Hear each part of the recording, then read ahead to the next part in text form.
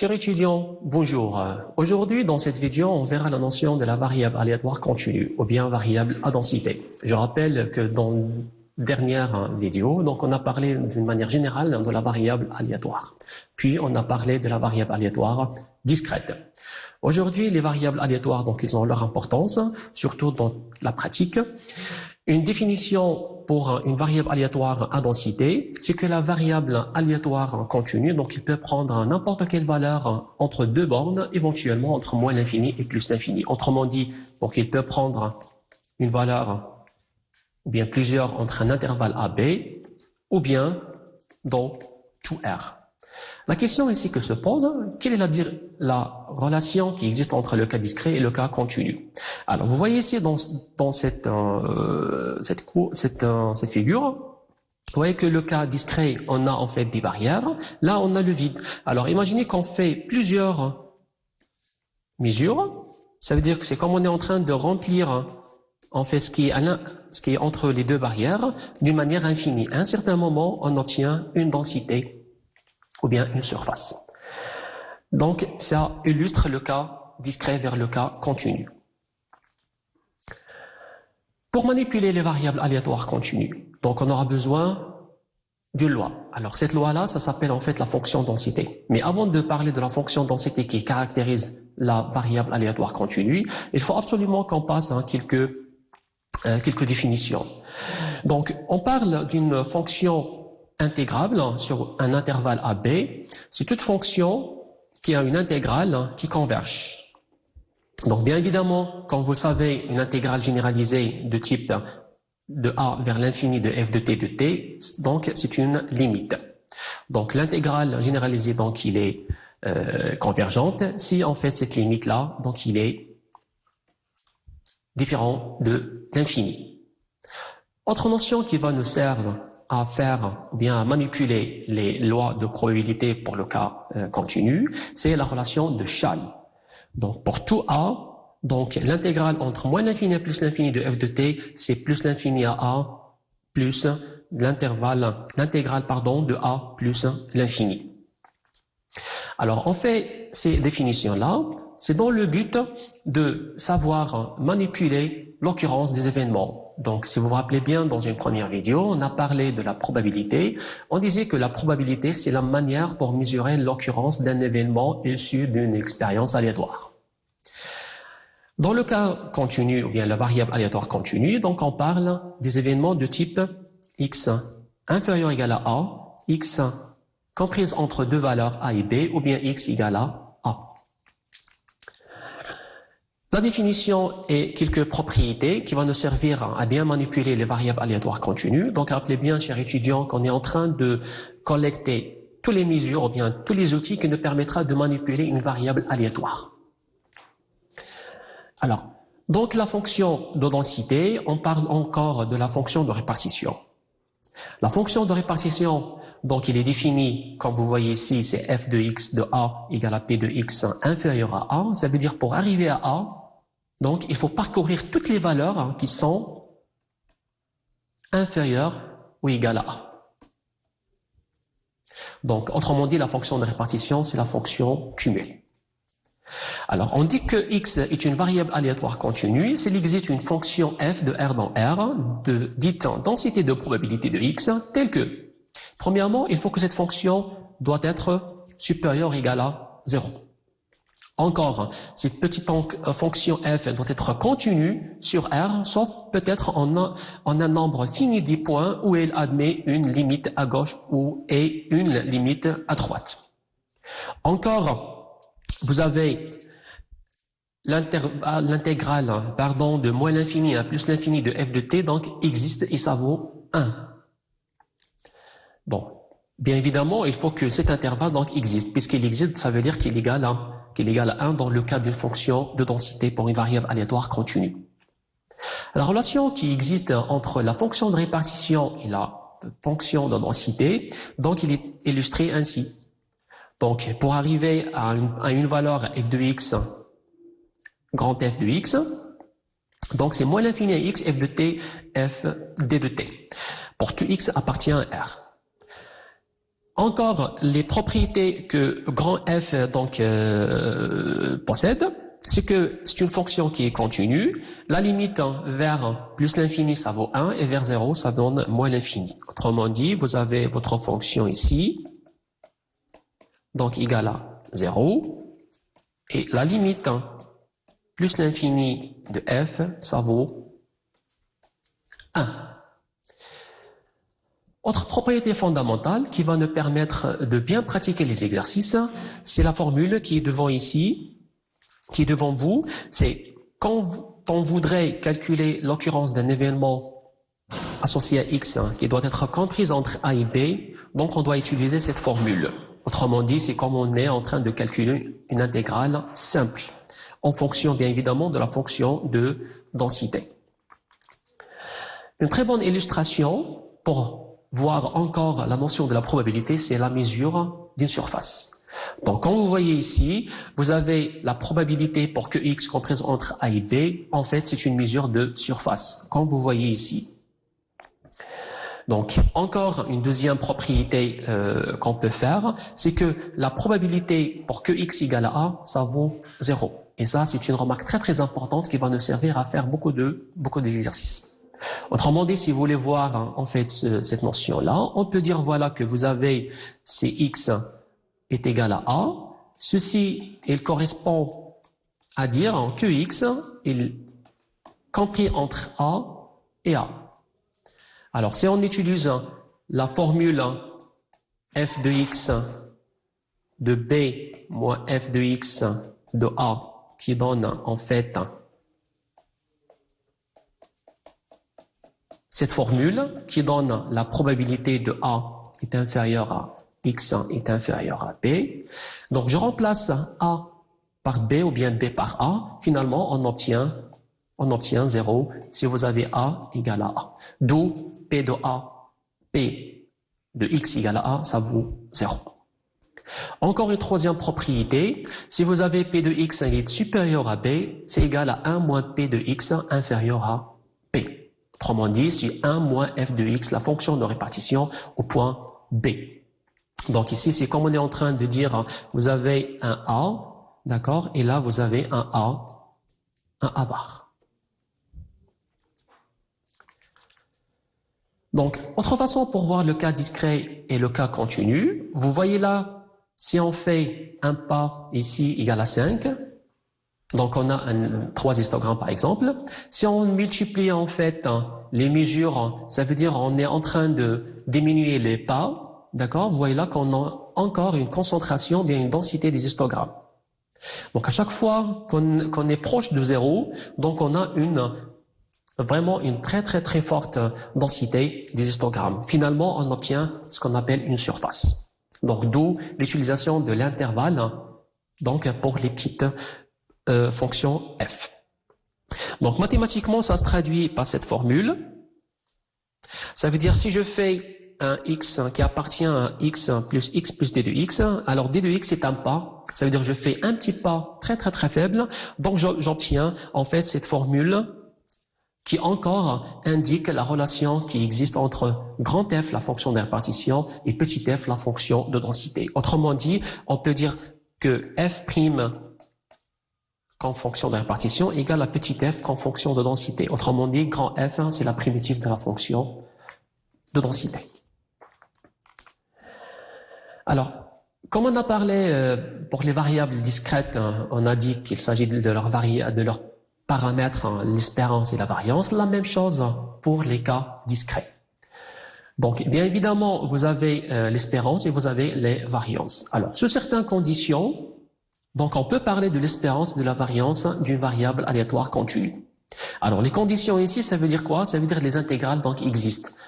D'accord? Autrement dit, si vous voulez calculer maintenant, par exemple l'espérance, vous avez l'espérance de x, c'est moins l'infini à plus l'infini t fois f de t.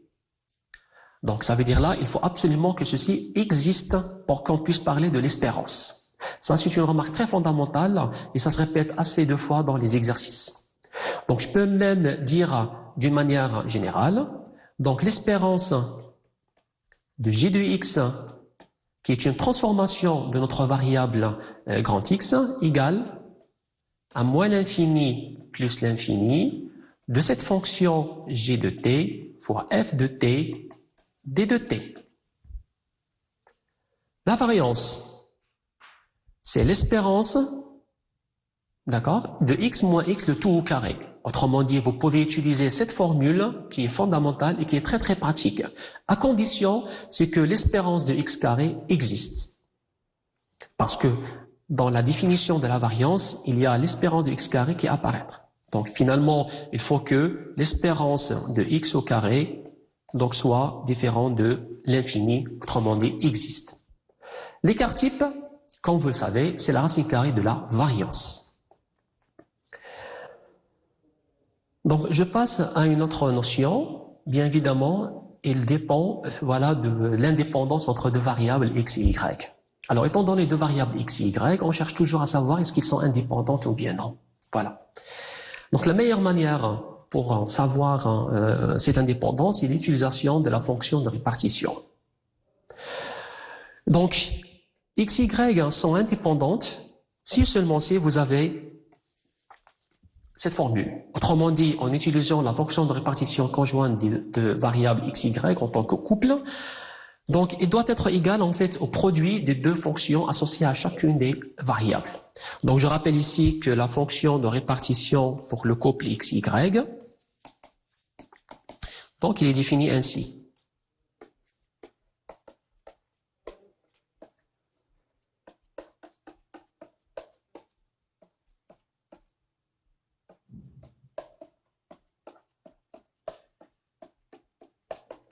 Où la fonction de densité associée au couple x, y, c'est petit f.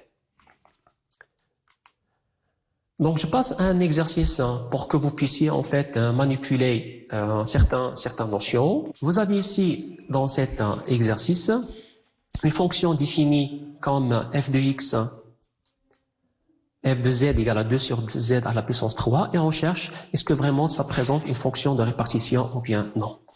Alors, donc premièrement, on cherche vraiment est-ce que f est une fonction de densité. Alors, qu'est-ce qu'on va faire? Donc, on va essayer de vérifier les propriétés qu'une fonction de densité doit vérifier. Donc, premièrement, est-ce que vraiment notre fonction petit f, est-ce qu'elle est positive ou bien nulle? Très bien. Donc, c'est supérieur ou égal à 0. Autrement dit, est-ce que f, elle est continue ou bien non? Bien évidemment, oui. Continue, même positif ou nul, sur l'intervalle 1 plus l'infini. Troisièmement, la propriété fondamentale qu'on doit absolument prendre, c'est que, est-ce que la mesure associée à l'intégrale moins l'infini plus l'infini de f de t d de t, est-ce que ça vaut 1 ou bien non? Donc on doit vérifier ça. Alors ici, donc on doit vérifier est-ce que vraiment ceci est égal à l'infini de moins l'infini plus l'infini, est-ce que ça vaut 1? Donc rappelez bien que là, en utilisant l'intégrale de, en fait, la relation de Charles pour les intégrales, ceci est égal à 1 plus l'infini de f de t d de t. Parce qu'en dehors de l'intervalle 1 plus l'infini, la fonction elle est nulle. Ou bien supposée non définie.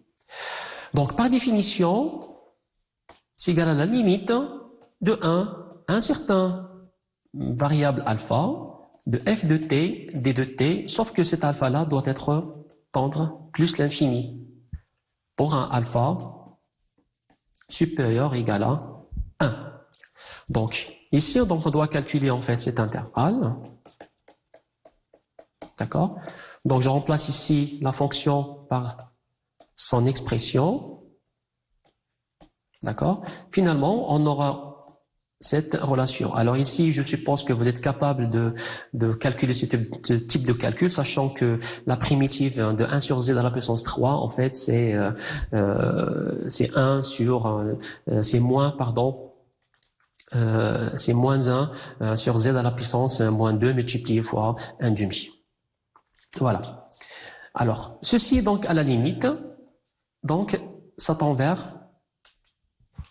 1. quand alpha tend vers plus l'infini.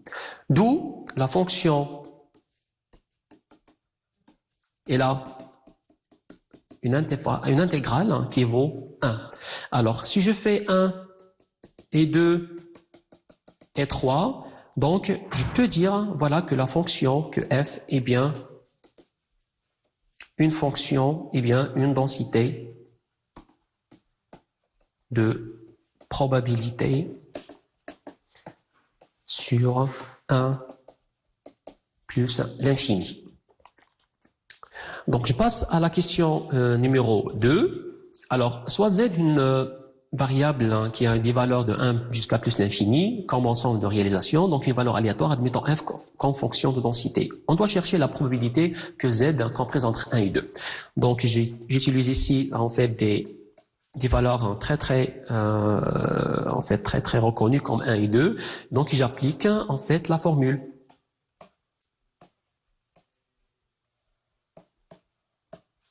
D2, 7. Donc, encore ça, c'est un calcul qui est très simple. Je suppose que vous êtes vraiment très capable d'en faire. Donc, ici, je donne le résultat, en fait, tout court. Donc, ça donne 3 sur 4. Donc, je passe à la troisième question. Je cherche à savoir la probabilité que 2 est inférieur à z. Autrement dit, je cherche en fait z est supérieur ou égal à 2.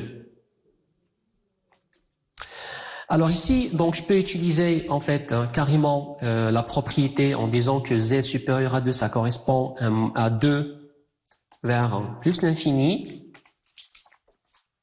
de la fonction f de z dz. Donc ça revient à calculer une intégrale généralisée. Ou bien, j'ai le droit en fait d'utiliser la notion de complémentaire. Autrement dit, P de Z est supérieur à 2, en fait, égal à 1 moins P de Z, elle est inférieure ou égale à 2. C'est quand vous avez P de A plus P de A bar égale à 1. Donc, ceci égale à 1 moins P de 1 inférieur à Z inférieur à 2. Et bien pourquoi? Parce qu'en fait, les valeurs de Z, donc ils sont dans 1 plus l'infini. Donc, et moi, ce qui m'intéresse moi, c'est uniquement l'intervalle 1 jusqu'à 2. Donc, autrement dit, c'est 1 moins 3 sur 4. Alors, cette valeur-là, donc, on l'a déjà trouvée dans la deuxième question, et ça vaut donc 1 sur 4. Voilà. Alors, dans cet esprit-là, j'aimerais bien que je vous donne encore une remarque qui est très importante et souvent fréquente dans les exercices. Si on voudrait calculer la probabilité, par exemple, de 2, par exemple, z, donc il est supérieur ou égal à 3, voilà, et z, donc il est inférieur par exemple à 5. Donc ça revient à dire quoi? Ça revient en fait à calculer la probabilité conditionnelle. Donc rappelez bien ici qu'on peut utiliser la notion de la probabilité conditionnelle en disant que P de A sachant B, c'est P de A inter B. Bon, autrement dit, je peux dire que ça égale à P de Z, il est supérieur à 3 et Z inférieur ou égal à 5. Donc, sur P de Z inférieur à 5. Donc ici, je divise sur la proba conditionnelle. Alors, j'ai un Z qui est à la fois supérieur à 3 et à la fois inférieur à 5. Autrement dit, c'est un Z qui est compris entre 3 et 5. Donc, le calcul ici, donc, il est facile. Donc là, j'utilise toujours, en fait, la formule de 3 à 5 de f de z d de z, d'accord, sur 1 à 5 de f de z dz. Parce que toujours, il ne faut pas oublier qu'on a un z qui est compris entre 1 et l'infini. Voilà. Donc encore un petit exemple ça peut l'air intéressant. Si on voudrait en fait calculer la probabilité par exemple de z, donc il est supérieur par exemple à 3, d'accord, et voilà, et un z qui est inférieur par exemple à 2.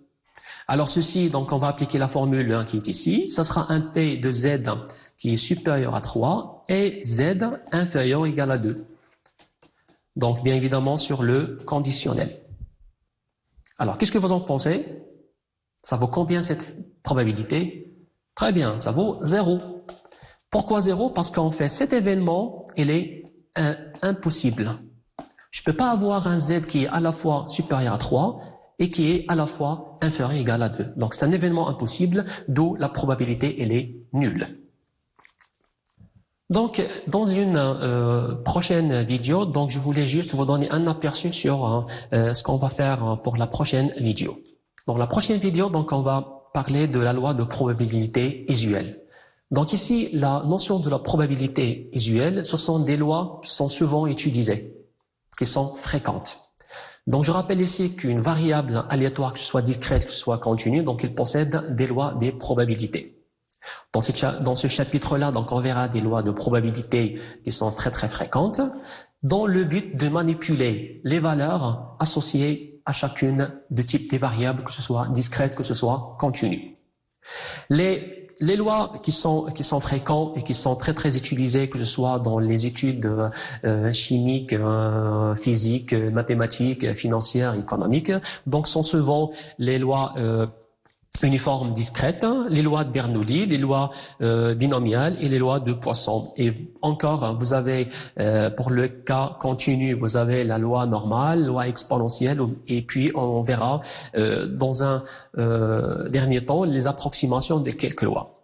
Donc le cas discret, le cas de Bernoulli, le cas binomial et le cas de Poisson, donc ils sont reliés.